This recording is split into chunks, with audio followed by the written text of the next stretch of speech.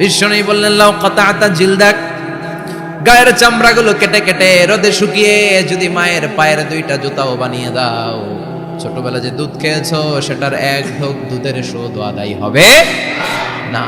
এজন্য মা যে কি কষ্ট করে। এখানে বেশিরভাগই আমরা নর্মাল প্রসেসে পৃথিবীতে এসেছি, তাই না? সিজারিয়ান বেবি খুব কম, থাকলে এক দুইটা। নর্মাল প্রসেসে একটা বাচ্চাকে ডেলিভারি করতে একটা মায়ের যে কত কষ্ট হয় আপনি কল্পনাই করতে পারবেন না। চিকিৎসা বিজ্ঞান বলে একজন সুস্থ মানুষ ব্যথার একটা ইউনিট আছে, মাত্রা, ব্যথা মাপার একক। 45 ইউনিট পেইন বা ব্যথা একজন মানুষ সহ্য করতে পারে। ব্যথার তীব্রতা বা মাত্রা যদি 45 ইউনিটের বেশি হয়, যদি ছাড়িয়ে যায়, হয় লোকটা বেহুশ হবে, নয় মরে যাবে। আমার আর আপনার মা যখন আমাদেরকে নর্মাল প্রসেসে ডেলিভারি করেছেন, তখন তারা 45 না 57 ইউনিট প্লাস 57 থেকে 60 ইউনিটের পেইনও তারা ছাড়িয়ে গেছে। 57 ইউনিটেরও বেশি ব্যথা তারা সহ্য করেছে, যেটা কোনো অ্যাক্সিডেন্টে আপনার দেহের 206টা হাড্ডি আছে, তো 20টা হাড্ডি একসাথে কোনো অ্যাক্সিডেন্টে ভেঙে গেলে যত ব্যথা তার চেয়েও বেশি ব্যথা। এজন্য মায়ের মনে কষ্ট দেয়া যাবে? মায়ের মনে কষ্ট দিয়ে জীবনে কেউ সফল হতে পারে নাই। সাইয়েদনা মূসা আলাইহিস সালাম আল্লাহর একবার জিজ্ঞেস করলেন, আল্লাহ মাইয়া কুনু জালিসি ইয়াউমাল কিয়ামা, আল্লাহ আমার সাথে কিয়ামতের দিন জান্নাতের সাথী কে হবে? আল্লাহ বললেন, জালিসুকা ফিল জান্নাতি জাজ্জার, তোমার সাথী হবে কিয়ামতের দিন বিচার শেষে জান্নাতে যখন ঢুকবা, তোমার সাথী হবে একজন কসাই। কসাই চিনেন? কি করে? গোশত কাটে। সাইয়েদনা মূসা আলাইহিস সালাম অবাক হলেন, ঘটনা কি? কসাই, আমি হইলাম নবী আর আমার সাথে জান্নাতে থাকবে? হাউ কাম ইটস পসিবল, এটা কিভাবে সম্ভব? আল্লাহ বললেন, নিজেই দেখে আসো এটা কেমন কসাই। সাইয়েদনা মূসা আলাইহিস সালাম ছদ্মবেশে কসাইয়ের দোকানে দাঁড়িয়ে রইলেন। দেখলেন স্পেশাল বিশেষ কোনো আমল নাই, কসাই শুধু গোশত কাটে, গোশত বিক্রি করে। দিন শেষে দোকান বন্ধ করে প্যাকেটের ভেতরে গোশত নিয়ে বাড়িতে রওনা হয়েছে। বাড়ির ভেতরে ঢুকে যাওয়ার পর সাইয়েদনা মূসা আলাইহিস সালাম ঘরের দরজার কড়া নাড়লেন। কসাই বলে, মান আনতা, তুমি কে? মূসা আলাইহিস সালাম বললেন, আনা মুসাফির, আমি মুসাফির, থাকার জায়গা নেই, আপনি যদি থাকার জায়গা দেন আপনার বাড়িতে থাকবো। কসাই বলে, আসেন। সাইয়েদনা মূসা আলাইহিস সালাম ঢুকলেন। কসাই বলে, এই ঘরে একটু থাকেন, ওই ঘরে আমার একটু কাজ আছে। মূসা আলাইহিস সালাম বললেন, যান, কাজ সেরে আসেন। মূসা আলাইহিস সালাম খেয়াল করলেন ওই ঘরে মাচার উপর থেকে বয়োবৃদ্ধ এক নারীকে তিনি নামিয়ে গোসল করালেন, টাওয়াল দিয়ে গা মুছিয়ে দিলেন, নতুন জামা পরিয়ে দিলেন। এরপর দোকান থেকে আনা সুন্দর গোশতের টুকরাটারে নিজ হাতে কেটে রান্না করলেন। তারপর রুটি বানালেন, আর গোশত আর রুটি হাতে নিয়ে ওই মহিলার মুখে তুলে দিচ্ছেন। মহিলা খাচ্ছে, খায় আর বিড়বিড় করে কি যেন দোয়া পড়ে। সুবহানাল্লাহ পড়বেন না? ওই মহিলাকে খাওয়ানোর পরে কসাই সাইয়েদনা মূসা আলাইহিস সালামকে মেহমান হিসেবে খাবার নিয়ে আসলেন। বললেন, ও পথিক, খাবার খান, সকালবেলা আপনিও চলে যাবেন, আমিও যাব আমার দোকানে, খেয়ে আপনি ঘুমিয়ে পড়েন। মূসা আলাইহিস সালাম বললেন, ততক্ষণ পর্যন্ত তোমার আনা খাবারে আমি হাত দিব না, যতক্ষণ না তুমি বলবা ওই মহিলাটাকে। কসাই বলে, হাদিহি উম্মি, এটা আমার মা। হাদিহি উম্মি, এটা আমার মা। এই দুনিয়ায় এই মা ছাড়া আমার কেউ নাই, আমিও ছাড়া আমার মায়ের কেউ নাই। তাই প্রতিদিন দোকানের কাজ শেষ করে গোশত এনে রান্না করে আমার মারে আমি খাওয়াই। হাদিহি উম্মি, এটা আমার জনম দুঃখিনী মা। সাইয়েদনা মূসা আলাইহিস সালাম, বুঝলাম তোমার মা, কিন্তু তুমি যখন রুটি তোমার মায়ের মুখের ভেতরে তুলে দিচ্ছিলে, তোমার মা বিড়বিড় করে কি যেন পড়লো, কি পড়ে তোমার মা? কসাই বলে, আমার মায়ের একটা পাগলা দোয়া আছে। কি দোয়া? আমি জানি কশিন কালো এই দোয়া কবুল হবে না। আবেগের বশবর্তী হয়ে প্রতিদিন আমার মা আমার খেদমতে আমার উপর এত সন্তুষ্ট হয়ে যায়, এত খুশি হয়ে যায়।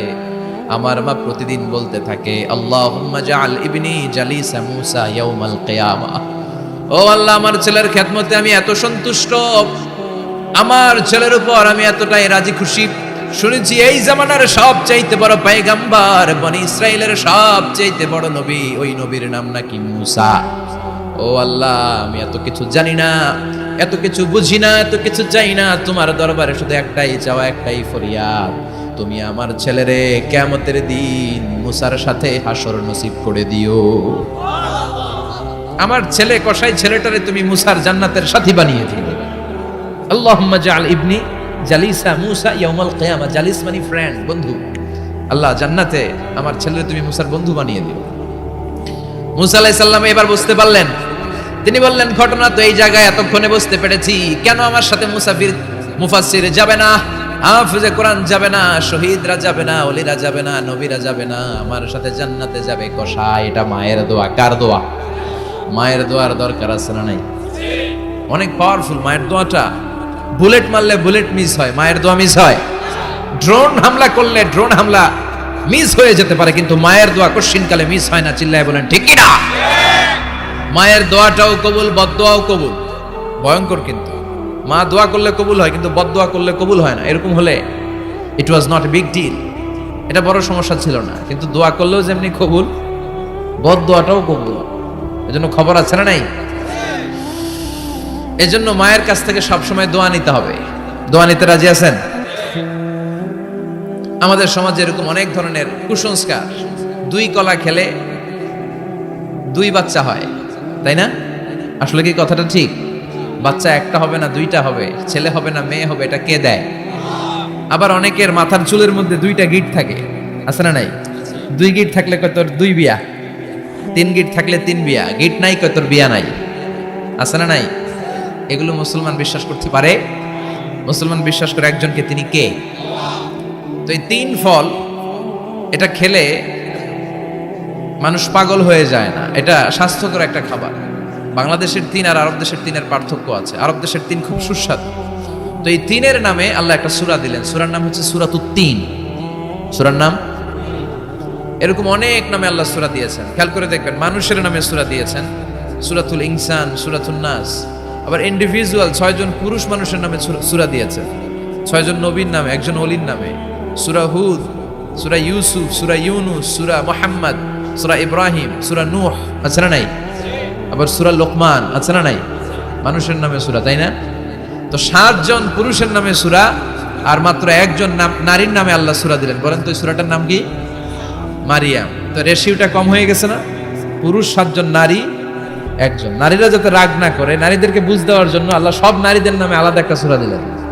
সূরার নাম, তার মানে আল্লাহ নারীকে খুশি রাখতে চায়, বিশ্বনবীও নারীদেরকে খুশি রাখতে চায়। আমার অনেকে বলে, হুজুর আপনি নারীদের পক্ষে কথা বলেন বেশি। আমি সবার পক্ষেই বলি, যার যেটা অধিকার তাকে সেটা দিতে হবে, ঠিক কিনা?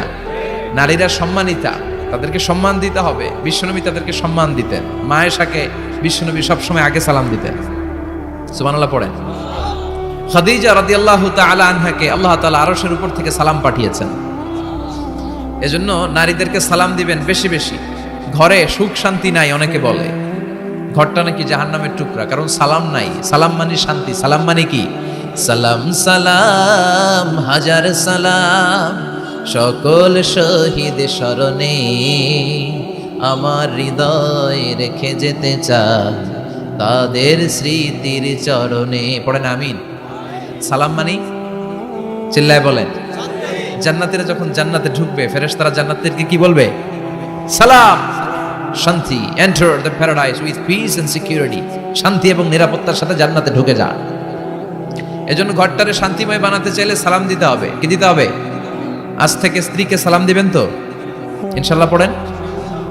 আমার মাইকের আওয়াজ যদি বোনদের কানে যায়, মাদের কানে যায়, আপনাদেরও বলি, আপনারাও আগে আগে সালাম দিবেন। এই দৃশ্য বাচ্চারা দেখলে বাচ্চারাও সালাম শিখবে, ঠিক কিনা? মা খাদিজার ব্যাপারে আল্লাহ বলেছেন, জিব্রাইল তুমি যে খাদিজারে আমার পক্ষ থেকে সালাম দিয়ে দাও, আর খাদিজারে বলে দাও জান্নাতে খাদিজার জন্য এমন ঘর আমি প্রিপেয়ার করে রেখেছি যেই ঘরের ভিতরে কোনো নয়েজ নাই, কোনো আওয়াজ নাই, কোনো ডিস্টার্ব নাই, আছে শান্তি। সুবহানাল্লাহ। কারণ বিশ্বনবীর জন্য খাদিজা নিজের ঘরটার এরকম নয়েজহীন, কোলাহল মুক্ত, শান্তিময় করে রেখেছিলেন। বিশ্বনবী কোলাহলপূর্ণ দাওয়াতি কাজ শেষ করে যখন ঘরে যেতেন, কলিজাটা ঠান্ডা হয়ে যেত। বিশ্বনবীর জন্য এমন একটা ঘর রেখেছিলেন মা খাদিজা, ওই ঘরে বিশ্বনবী যখন প্রবেশ করতেন, বাইরে যত মারপিট হয়েছে, মারামারি হয়েছে, কাফেরদের যত অত্যাচার সহ্য করেছে, ঘরে ঢোকার সাথে সাথে নবী সব ভুলে যেতে। এত মায়া, শান্তি, প্রশান্তির ঘর খাদিজা বানিয়েছিল। এজন্য আল্লাহ বলেছে, জিব্রাইল খাদিজারে বলো, খাদিজার জন্য এমন জান্নাত আমি রেখেছি যে জান্নাতে কোনো সাউন্ড নাই, আওয়াজ নাই, ডিস্টার্ব নাই, কোলাহল নাই, কোনো নয়েজ নাই। চিল্লায় পড়েন আল্লাহু আকবার।